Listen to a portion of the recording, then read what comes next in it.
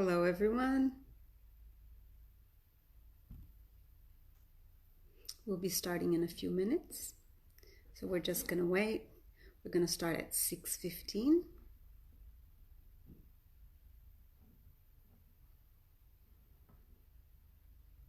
Hello, ladies. How are you? Nice to see you here. We're just going to wait a little bit because we start at 6:15 and it's just 6:15 right now. I hope you're all well and safe during self-isolation. So for those who don't know me, my name is Helen and I'm a volunteer at the Paul and Stephen Spiritist Center. And today I'll be facilitating the discussion on the topic, which is self-love and self-acceptance, and how that links to the golden rule. And that's what we're going to be seeing today. So I can see that there are already a few people connecting.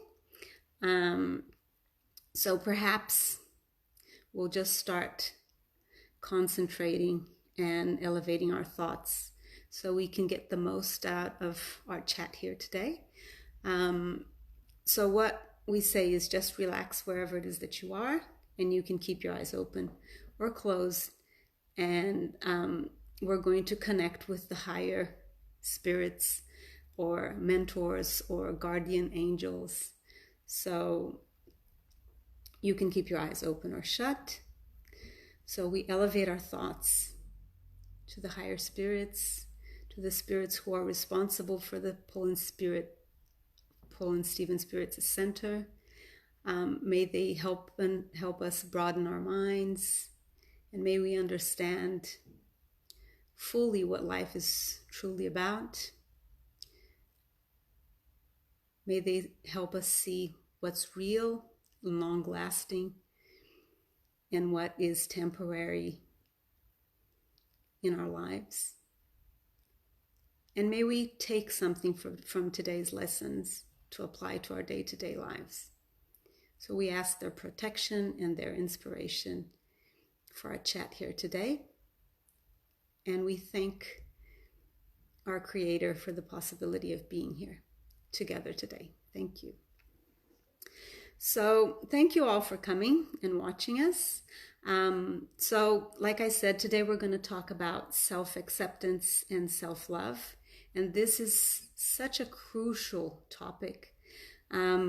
Eastern society only recently has been focusing on self-acceptance and self-love.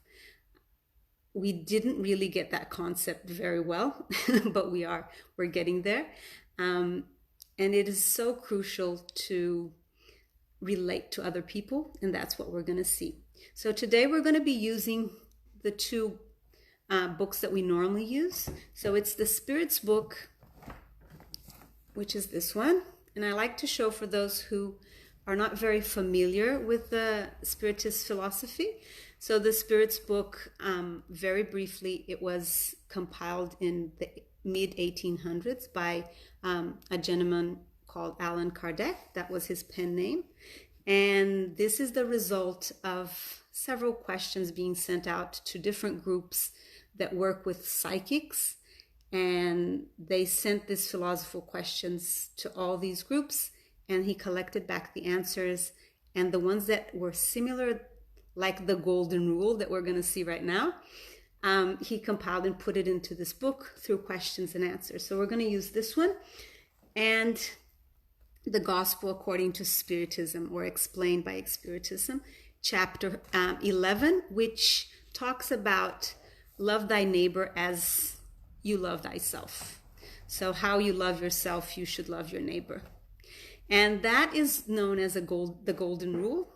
So if you Google the golden rule throughout religions, you're going to see that the different spiritual leaders that came to bring knowledge to this planet through the different belief systems and different religions and different cultures, all of them had this rule in common, which is to treat the other as you would like to be treated. And if you do Google it, it's going to show the different religions and how the different people express the same idea. but the core of the idea is the same, is the respect to the others, like you would like to be respected. And we're going to focus on how self-acceptance and self-love can actually improve your ability to do that to others.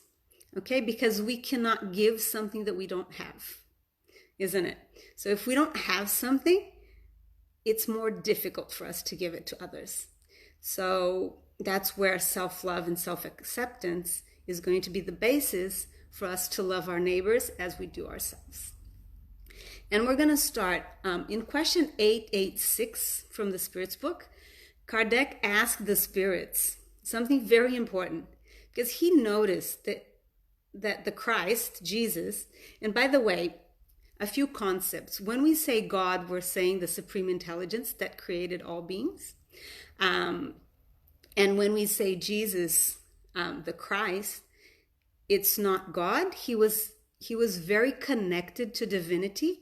And that's why he said, my Father and I are one. But Jesus was actually created by God, just like all of us. That's what the Spiritist beliefs are.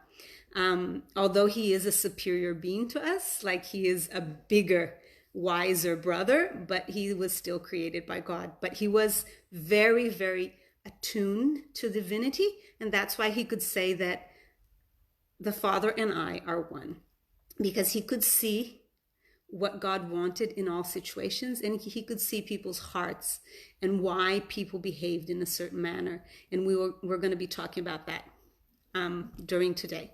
So Kardec, in question 886, he asked the spirits, what was it that the Christ really meant when he said the word love? Isn't that a great question? Because he said it couldn't be the same thing that we and still do mean by the word love. And he said, what is it that they really meant? You guys want to know the answer? So the spirits said that, all the spirits answered that it would be compassion towards others, forgiveness, and tolerance to the other person's imperfections. So that would give us an idea of the word love in the sense that the Christ brought. And Kardec insisted in the next question, which is 887, he said, because you see, the Christ said, love your enemies. And I'm going to read it so it really is what Kardec asked. So he said, the Christ said, love your enemies. Doesn't that sound inconsistent with human nature? Isn't hostility a result of the lack of affinity of spirits and people? So he said, look, it's okay, love thy neighbor when I know my neighbor, but love your enemy. And then the spirits answered, and I'm going to read what they answered because I thought that it was spot on. He said, obviously, it could not be realistic to expect that the person felt affection for their enemies. That's not what the Christ meant. That's what they say. It's written here. Question 887 of the Spirits book. This is not what Jesus had in mind. Love thy enemies means compassionate towards that person and forgiveness of the wrongdoings and doing good instead of doing something wrong just because they did something wrong. When the Dalai Lama came to Melbourne, I went to watch his talk. He was talking about compassion, and he said something that's very, very aligned with what is written in the Spirits book, and that helped me, and it might be able to help you understand as well, because he gave a lecture on compassion, and then there were questions and answers. And one person sent this question. He said, okay, we understand the compassion, but how can you be compassionate towards somebody who did something really bad? What does that mean? What does forgive this person? What does that mean? And he gave a beautiful answer, which is very aligned with what we just read. He said that we had to understand that the person is not their actions and their thoughts. behavior, actions, and thoughts is not the person. The person is the eternal being, which is us, the spirit, or that being who is doing the actions. And he said something beautiful, that actions and thoughts can be changed. So he said, it's not that you're not going to correct the actions. The person has to be liable for what they did. So if they did something really wrong, it's not that you're going to, we're going to forget that. No, what do we have to do because this was not okay? So it might be that you do have to put them away from society. It might be that there are some sort of educational process to that thing that the person is doing wrong because that was not correct. But he said something that really it really came to my mind when I was preparing this chat, is that the reason why you're correcting the person has to come from love. So you're going to correct the actions, and it might be that the person has to be, go to jail or reprimand them or whatever it is that you have to do for the action because the behavior wasn't correct. But you're doing it not because that person is mean, that you want to punish that person because they're horrible. It's because they are doing something wrong. And if they continue to do something wrong, they will never be happy, because you can never be happy if you're hurting others. And if they can't see it, that's fine. We can see it. We have to correct the actions and behaviors. And that's why, as we progress, correctional institutes such as prisons, they are more focused on educating people. And I imagine that as time passes, it's going to be more and more, that it's more a corrective and educational kind of process than just piling people into a place where they're apart from society because they're horrendous and that's what they deserve. So I thought that, I don't know how that resonates with you, but I thought that was very, very different, that approach, that kind of mentality, which really aligns with what Kardec asked the spirits and the spirits answered. So it's compassion towards the person. Not that you're not going to correct whatever is wrong, but compassion towards the being, because although they're doing wrong, they're doing the best that they can with what they have, even though it's very, very wrong.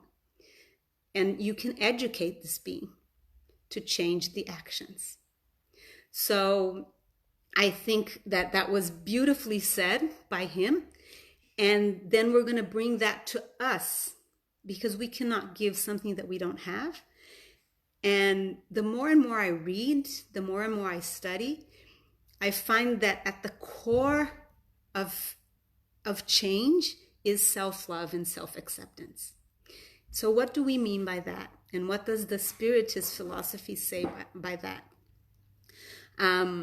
So self-acceptance is your acceptance, like the Dalai Lama said, you have to love yourself as a being, although your actions may need to be changed.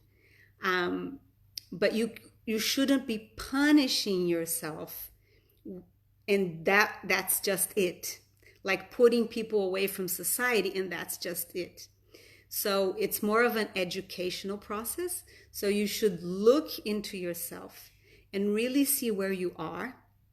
And that is a tough gig, let's say. It's a really tough gig because it's wonderful when we only see the beautiful aspects or the things that we like about ourselves, our strengths, our positive skills. But we do have things that Carl Gustav Jung, the psychologist, he said it's our shadows that are things that we don't see about ourselves. And sometimes, as strange as it may seem, we might not see something that other people around us think it's so obvious. Like Helen always does that. And I think, I never do that. Of course I don't do that. But people around me sometimes can see my shadow or the aspects of me that I don't like or I don't want to see or I can't really see at that moment.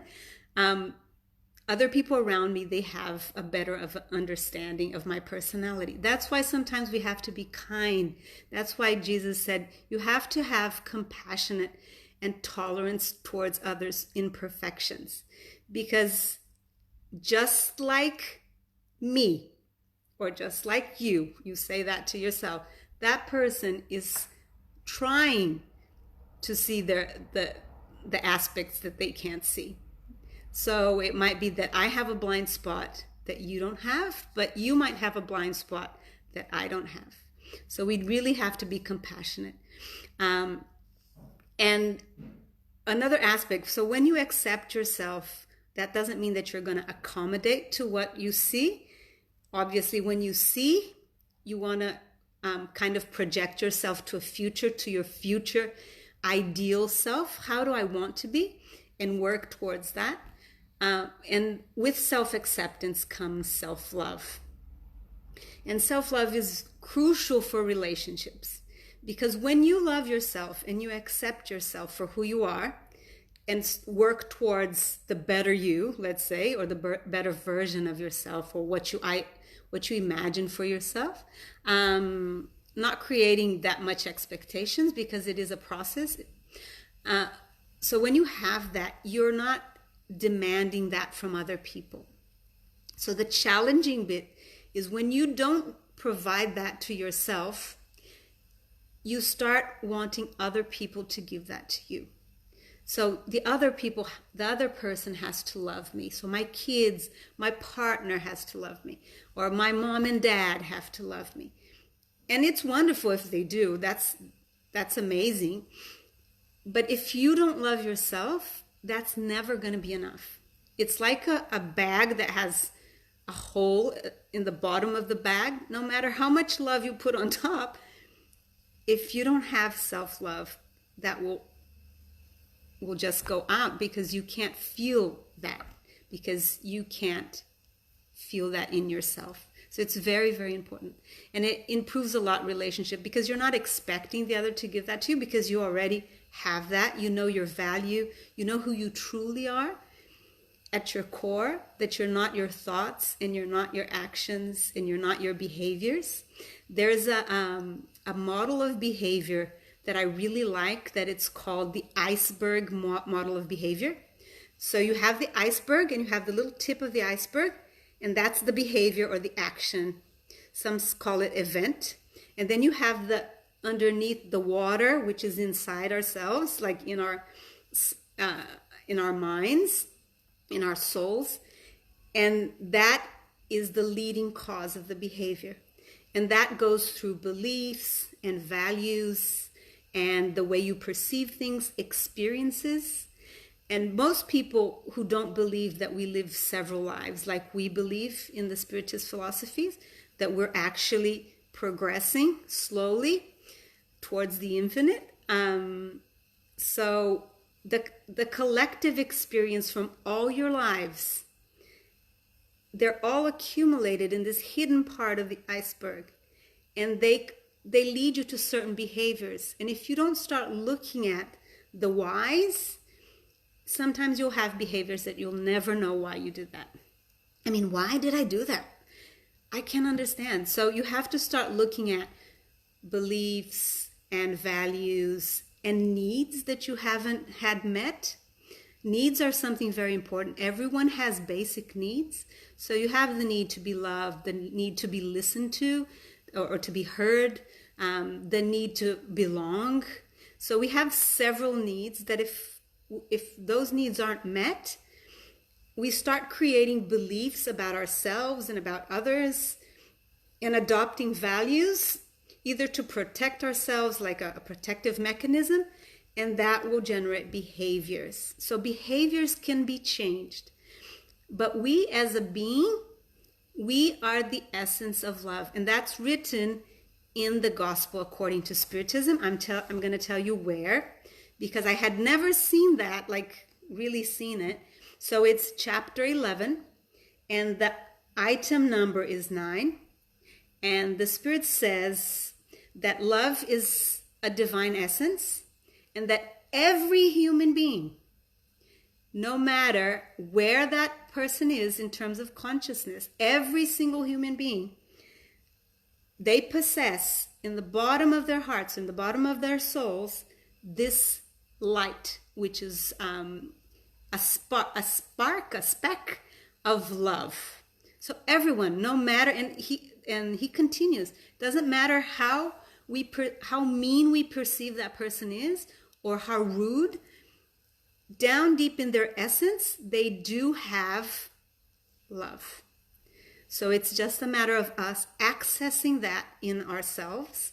And there are several different tools that we can use, because the moment that we start accepting ourselves for who we are and loving ourselves, we are going to become easier to relate. Like, people will find it easier to relate to us, and we will find it easier to relate to others, because we're not depending on people's approval, and we're not depending on people's love to feel good about ourselves. And that is easier said than done. It is a process, but it is something that when we discover that will have the ripple effect to go back, to make it easier and apply what Jesus came to teach us. So just reminding, and all the great other spiritual teachers, the golden rule. So love your neighbor as you love yourself. So how are we loving ourselves? And is that reflecting in the way that we love others? So I think that's important, and important to understand as well the concept of love the being, and you can correct their actions out of love. That's what a mother does. I'm going to say mother because I am a mom. And the father, I imagine it's the same thing. But a mother, when they correct the child out of love, because they love that being. They want them to be happy. They want them to be fulfilled. They want them to achieve their full potential. That's how they behave towards the child. They correct the person out of love. That's how we should behave with our neighbor. So love thy neighbor as love thyself. But first you have to learn how to love yourself, to then continue and extend that to your neighbor. And I'm gonna leave you all. Let me just see what time it is, because I still have a little bit of time. So if we bring back to the main teaching that the Christ brought. So we were learning about several things, but we didn't really have an understanding of love. And from 2,000 and something years ago, there was a mark, like a benchmark of what is it? What does love really, really mean? So he came to introduce this idea to humanity, to reinforce in places where that idea had never reached. And slowly we're learning what that word truly meant. And that's why Allan Kardec asked the spirits, what did Jesus, or what did the Christ really mean when he used the word love? So I hope you all had a little bit of understanding of why it's important and how we can link self-love and self-acceptance to loving others. And because that was the commandment. I don't know if everyone knows, but they asked Jesus, because they wanted really to get him like some sort of contradiction of what he was saying. They asked, what's the greatest commandment of all? If we had to follow one thing, and we see until today we want to find the one thing that changes all. So they asked Jesus, what is it? And he said, love God above all things, with all your heart and with all your understanding. And then he said, and there's a second part, which is similar to the first part, which is love thy neighbor as you would love yourself. So if you look at the whole teaching that he left. Because if you love the supreme creator or the source of all things, you obviously will love and respect nature and respect other human beings as part of nature. And if you do it with all your heart and with all your understanding, then you are loving your neighbor. And the missing link that for a long time amongst us in the Eastern kind of philosophies and societies was related to ourselves. How we relate to us. How do we look at ourselves? And how do we accept ourselves? The universe isn't based on punishment, although we think it is, but it isn't. It's based on love. And love the way that we were just discussing here. It's not that you don't have to change behavior because the behaviors aren't leading you to happiness. You have to change behaviors, but at the same time, you have to love and accept the being, yourself. Okay, so I hope all of you can reflect on that, because it is a core issue that can transform humanity, is the person learning how to accept and love themselves and reflecting that back to the rest of the human beings. Okay? And we normally finish with elevating our thoughts and vibrating love to people around us, which is very, very related to the theme that we're working on. So we're going to do that before we finish. And so we're going to concentrate, and we're going to reach deep inside our hearts, and we're going to open our hearts and feel that love and that acceptance towards us as a being, as this beautiful eternal being on its journey to infinity. And we're going to connect with all the mentors and to ourselves and all our guides. And we're going to imagine that although separate physically, we're all united in thought and in purpose. And we're going to vibrate much love to this beautiful planet Earth that we all live in. And to all humanity that's going through challenging times, conflicting interests.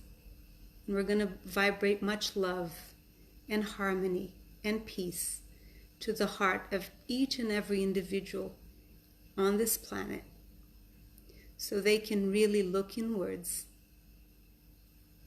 understand and accept themselves, love themselves, and love their neighbors as they do themselves. So we thank all the spirits that were present here, and may we take this peace and this love with us during the week to come. So be it. Thank you. So thank you, everyone. We're going to stop now. Next week we still have the same thing. So in Portuguese at 5:15, and then in English at 6:15. And it's a half an hour. And I hope you all have a lovely, lovely week. You stay safe, and you continue to help this planet to become a better place. Okay? Thank you so much.